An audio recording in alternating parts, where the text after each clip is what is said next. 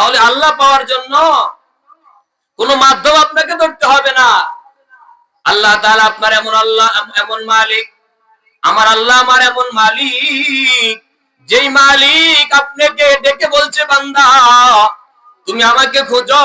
ওয়াইদা সাআলাকা ইবাদি আন্নি ফাইন্নী করিব।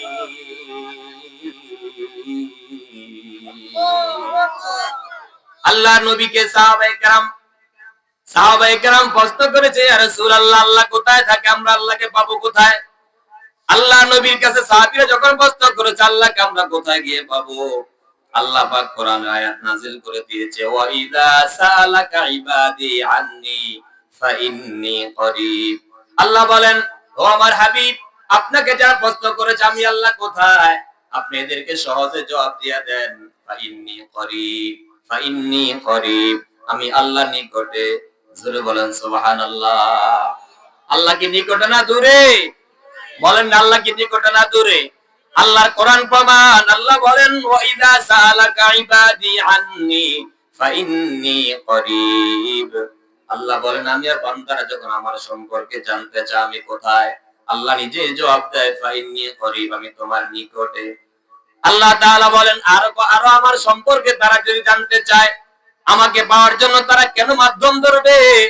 আল্লাহ তাআলা কোরআনের বিভিন্ন জায়গার মধ্যে বলেছেন, ওয়া নাহনু আকরাবু ইলাইহি মিন হাবিলিল ওয়ারিদ।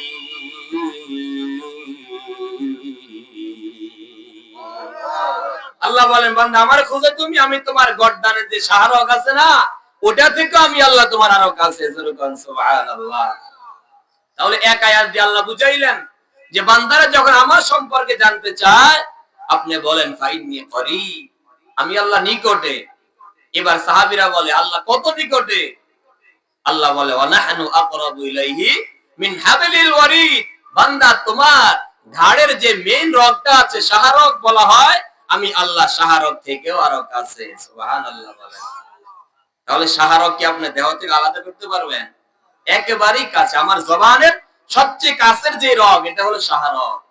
তাহলে আমার জবান থেকে আল্লাহ শব্দ বের হতে দেরি, আল্লাহ শুনতে কি দেরি হবে?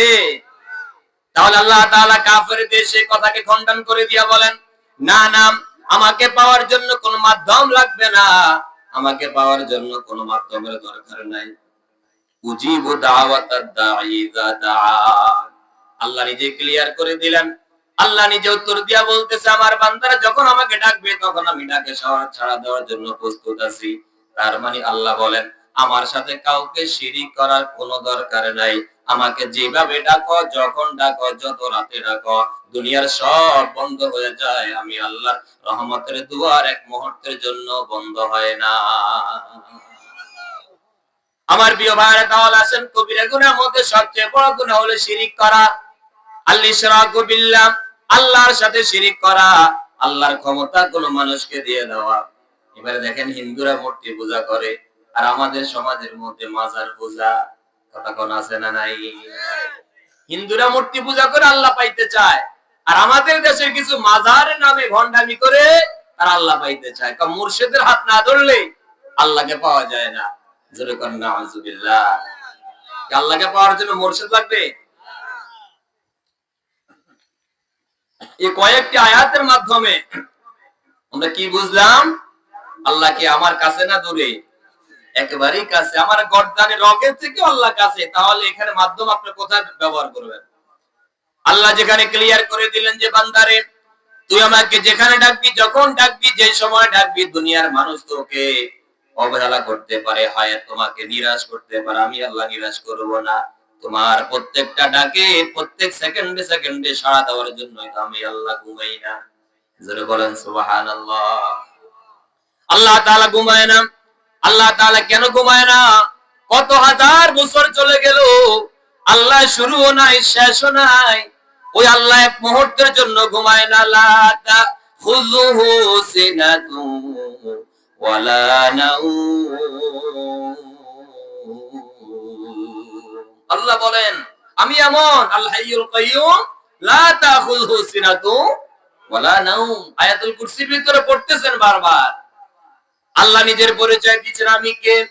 আল্লাহু লা ইলাহা ইল্লা হুয়াল হাইয়ুল কাইয়্যুম। আমি এমন আল্লাহ যিনি চিরস্থায়ী, আমি এমন আল্লাহ যিনি চিরঞ্জীব। লা তাখুযুহু সিনাতুন ওয়ালা নাওম, যে আল্লাহ পাকের ঘুম নাই, তন্দ্রা নাই। আমি আল্লাহ রাতের ৩টায় সবার দরওয়াজাগুলো যখন বন্ধ হয়ে যাবে, আমি আল্লাহর দরবারটা তখনও খোলা। কারণ রাত ৩টায় তোমার বড় কোনো বিপদ হতে পারে, তুমি আমি আল্লাহকে ডাক দিবা আর আমি আল্লাহ ঘুমিয়ে থাকবো, এটা হতে পারে না। এই জন্য আমি আমার বান্দা বান্দীদের সেবা করার জন্য কুল কায়নাত আসমান জমিন সুন্দরভাবে সুশৃঙ্খল ভাবে পরিচালনা করার জন্য আমি আল্লাহ আমার নিজের উপর ঘুম হারাম করে নিয়েছি। বলেন সুবহানাল্লাহ। তাহলে আমার ভাইয়েরা, একদিক দিয়ে বিধর্মীরা আল্লাহ পাওয়ার জন্য মূর্তি ব্যবহার করে, আর আমার দেশের আমার সমাজের কিছু মানুষেরা মাধ্যম ব্যবহার করে।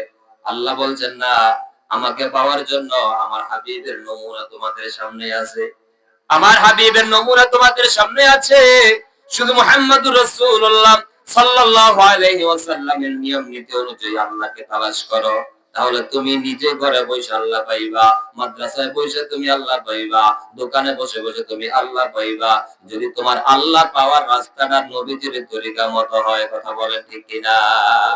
নবীজির তরিকা মতো আপনি আল্লাহকে তালাশ করেন, মাঝখানে কোনো মুর্শিদকে আপনি ধরতে হবে না। মুর্শিদ নিজেই কি সঠিক পথ আছে কিনা এটারই তো কোনো গ্যারান্টি নাই, আপনাকে কিভাবে সে রাস্তা দেখাবে?